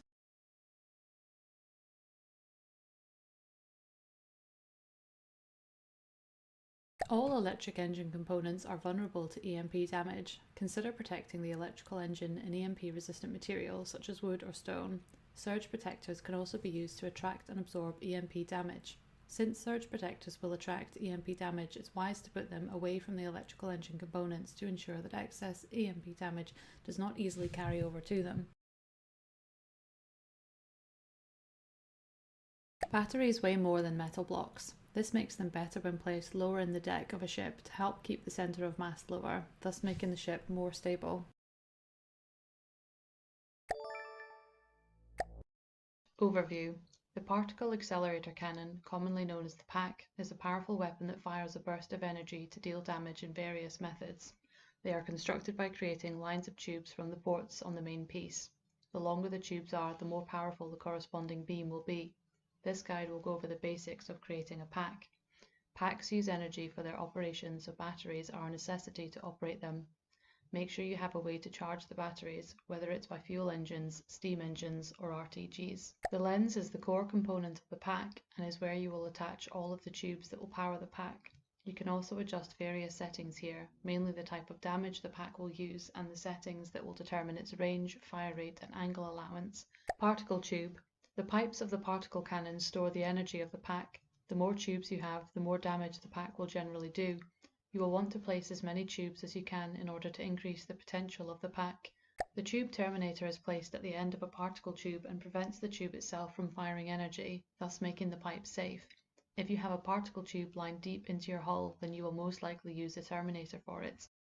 You can use the particle input ports to feed the particle tube back into another open port on the main PAC piece.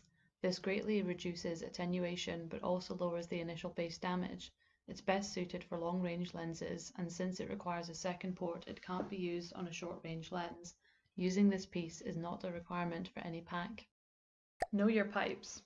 Each string of pipes contributes to firing a beam when the PAC fires. This means you can make your PAC fire one powerful beam or a few smaller ones. Keep this in mind when constructing your PAC. The PAC melee lens is a special lens type that requires a second melee PAC to be made alongside it. When activated and configured with another melee PAC, they will generate a beam that will slice through anything in its way. The projected beam can be configured to arc out further or angle in desired ways. Be careful when you set the beam to active, since it will immediately consume energy and destroy blocks in its path. Only do this after you have it set up, but don't forget to actually activate it. I've taken control of the camera for the duration of this tutorial. In this tutorial, we will learn about setting up an AI for a fighter plane from scratch. If you understand these fundamentals, you'll have no problem using these skills to automate any vehicle type you like. A version of the Deepwater Guard Duster has been spawned.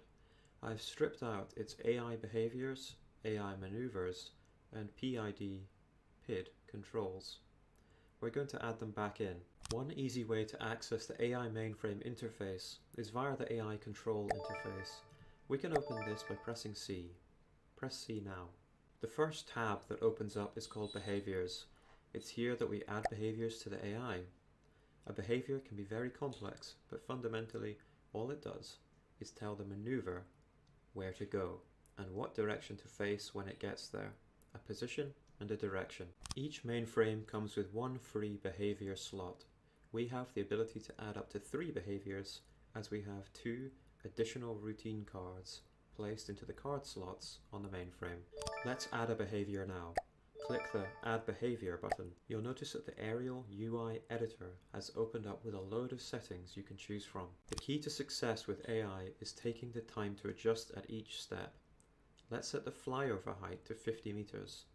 This means that we always pass over at least 50 meters above the target.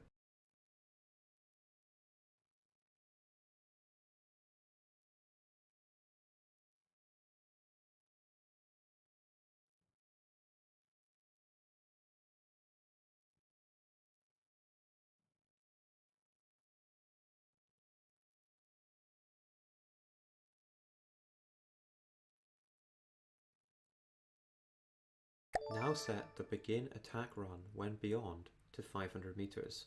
That means we will disengage and fly half a kilometer away before we return for another pass. That'll give us time to reload our missiles and bomb. That'll do for now. Let's move on to the Adjustments tab.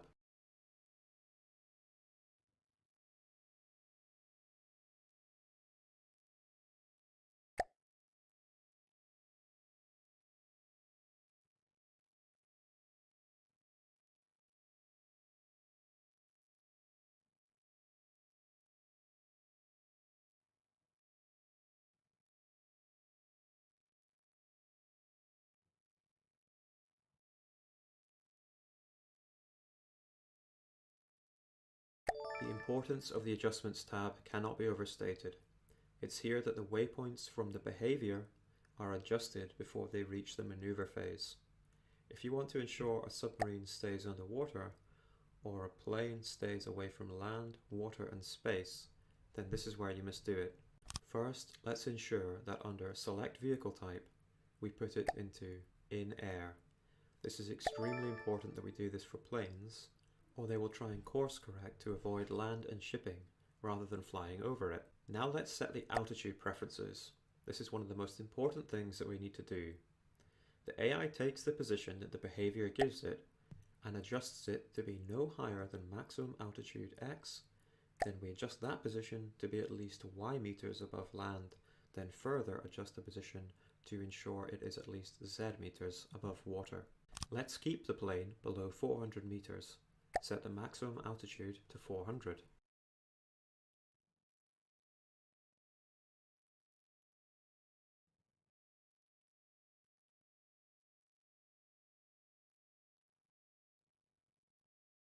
Let's not fly less than 50 meters above land. Set min altitude above land to 50. And let's not fly less than 30 meters above water. Set min altitude above water to 30. Now let's move on to the Maneuver tab. On the Maneuver tab, we select the maneuver routine that we want the vehicle to use. Each type of vehicle has a maneuver routine which is most appropriate for it. The maneuver routine takes the adjusted waypoint coming from the behavior via the adjuster and tries to maneuver the vehicle to that waypoint by making calls to the forward backward, strafe left right, hover up down, roll left right, pitch up down, and yaw left right propulsion axes of the vehicle. The jets, control surfaces, propellers, etc. can be set up to respond when these axes are stimulated by the AI or by the player. You can have as many maneuvers as you like. A vehicle without a maneuver routine will not move at all. A vehicle with a maneuver routine but no behavior routine can be manually ordered around, but will never fight autonomously. Now we will add a maneuver routine. Click the Add Maneuver button. The plane now springs into action. It's in auto mode, which means it's executing its behavior, but because there are no enemies, the behavior is bypassed and it will just circle its last waypoint, which is its spawn point. Now we will look at the customization for the maneuver routine.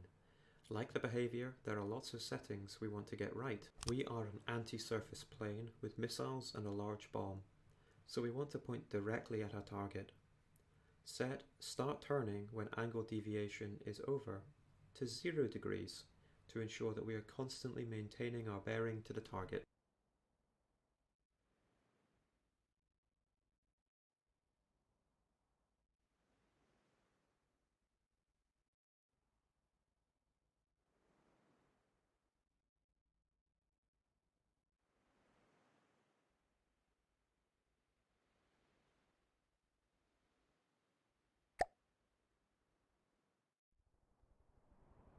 As we are an agile plane with ailerons and a rudder, we want to be able to do banking turns, but only when we need to turn by a large angle.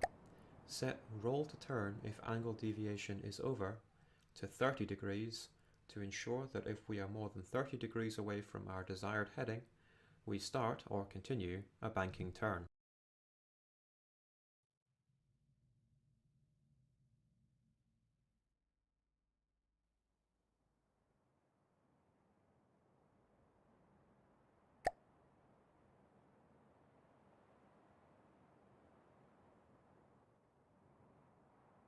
But we don't want to ditch when we do a banking turn, so limit the maximum roll angle to 85 degrees, which will mean we climb a bit whilst doing a turn.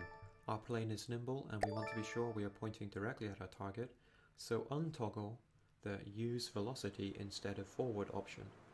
This option can be useful for keeping a heavy vehicle without natural lift on track, but you should only use it if you are sure it is helping. When the plane is idling before or after combat, it will typically try to reach the last position it was ordered to, or the position it was spawned at.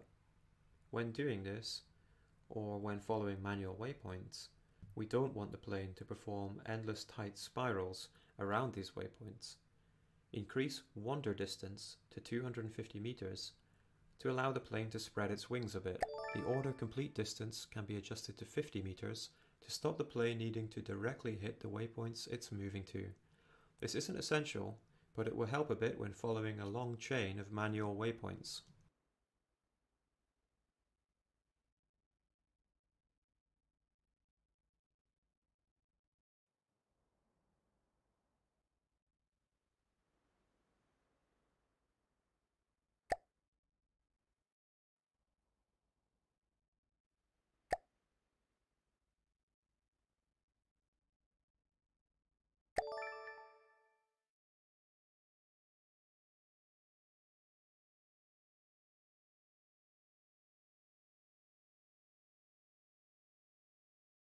Now let's head to the PID tab.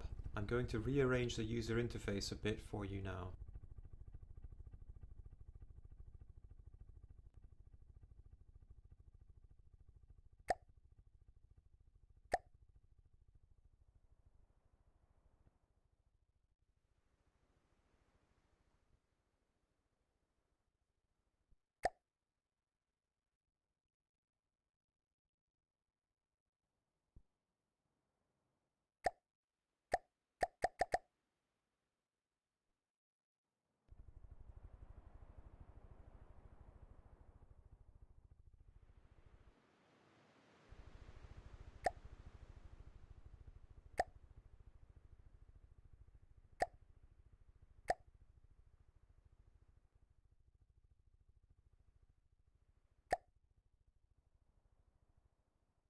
The plane is going pretty berserk. It's struggling to control itself, constantly overcompensating and oscillating. The PID tab is where we fix this. The solution is to enable the use of our 3 AI PID blocks for roll, pitch and yaw. Note that I've already placed the 3 required AI PID blocks on the plane for us. The PID system stands for proportional, integral and derivative. These systems allow the plane to compensate not just for the current error in, for example, roll, but also the future error, which is the derivative, and the accumulated past error, called the integral. We will not be using the integral term in this tutorial. It's never strictly essential to stable flight and often makes things worse. Toggle the enable button for the roll controller and watch as the plane becomes a bit more steady. Now we are going to go into these PIDs and edit them to increase the stability. We will start with the pitch controller as the plane is still jerking up and down. PIDs default to a gain of 0.1, an integral time set so high that the integral is effectively ignored, and a derivative time of 1.5 seconds. Starting with the derivative, that means we predict what the pitch will be in 1.5 seconds and correct for that. If set correctly, this will avoid us overshooting. If we overdo it, it will stop us making our pitch correction in a timely manner. We can see from the graph that the blue line, which is the output sent to the pitch up down control axis, is spiking between maximum and minimum very quickly. This isn't good. It's making us quite unstable, and if we were using jets, then we'd be wasting a lot of materials running them on full power. So the blue line is showing us that we have an issue. The green line is showing error in pitch between the pitch the vehicle is at and the pitch it wants to be at. We want the green line to always be 0. When it jumps away from 0, that means the aircraft is demanding a different pitch to control altitude or perform a banking turn. We need to tune the system so that the green line returns to 0 as quickly as possible with a minimum of fuss. This little plane is so nimble that we can start or stop our pitching motions very quickly. That means we only need to correct for the predicted pitch a very short time in the future to avoid overshooting the desired pitch and oscillating. Let's set the derivative time to 0.1 seconds. We now see the blue line, which is the output, usually reducing, and the green line should stay at 0 far better and return to 0 far faster. The integral term can usually be ignored. It corrects for previously accumulated errors, and as such might be good for helping to stabilize a plane that is unbalanced and constantly pulling up or down, or correcting the hovering altitude of a vehicle falling due to gravity. The gain term is a multiplier for the output. It's fine on 0.1 for this vehicle, but for some other vehicles you might want to reduce it even further. Let's close this PID interface down for now. And now open up the yaw PID editor. Once again we find that the derivative time is too high. When the AI wants to perform a significant yawing motion, a large derivative time will dampen the response and increase the time it takes to turn. A vehicle can be ruined by having a derivative time that is too high. We can see that the derivative time is too high because every time the plane turns around, the green line, which is the yaw error, jumps up and takes a very long time to go back to zero. While this is happening, we can see that the output, which is the blue line, is spiking high and low. What we want to see is the green line jump as the AI requests a new angle, and then the blue output should jump to correct that error. The green line should then move quickly to zero, possibly overshooting slightly, and then return to zero and stay there. That's the goal of a PID. Let's try the derivative time on 0 seconds, just to see what happens. On 0 seconds, the derivative term is ignored, and we see oscillations in the green line, which is the yaw error. These oscillations will never go away, as we have basically disabled all the useful functions of the PID. So let's try another value.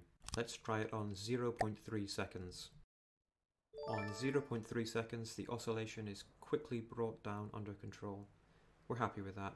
Spend a while inspecting the graphs as the plane does turns, to check you are happy with how to interpret the graphs. When you are ready, let's close this yaw PID interface down.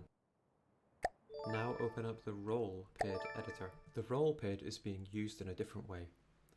We now see a red line representing the roll angle the AI wants to go to, and the green line is now the actual roll of our aircraft.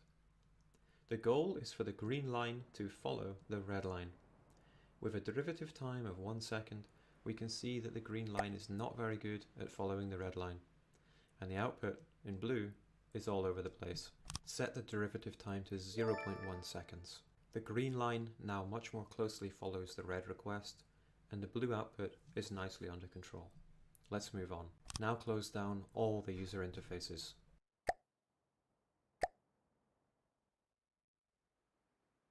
In order to better understand what our AI is doing, we can activate Path View. To show the mouse cursor and allow activation of Path View, press the middle mouse button. Now activate Path View. With Path View active, we see the waypoint that the plane is moving to in purple. We also see in green the exact point that the behavior and adjuster has told the maneuver to go to.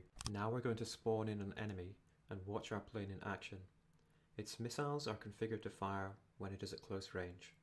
It has a focus on forward detection to help it aim those missiles. It has a bomb that is launched up and over when it is within range. It might take a few passes to score a direct hit on a target, but the plane should control itself well. Note that when a plane perfectly controls itself, it becomes a bit of an easy target. You'll be made invincible. Here it comes. Kill the Vanguard.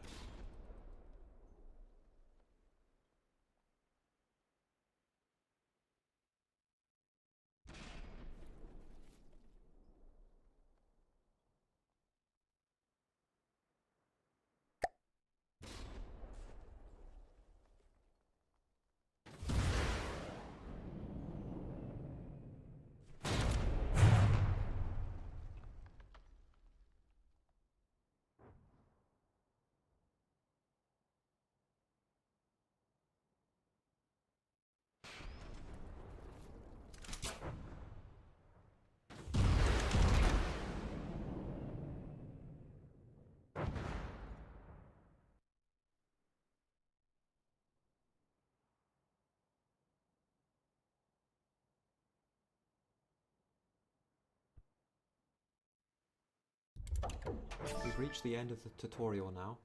I hope you've learned about how the behavior, the adjuster, and the maneuver parts of the AI interact, and learned that the PID controllers can be used to stabilize your vehicles. I recommend you learn to configure every maneuver routine so that you can pick the best one for your vehicle.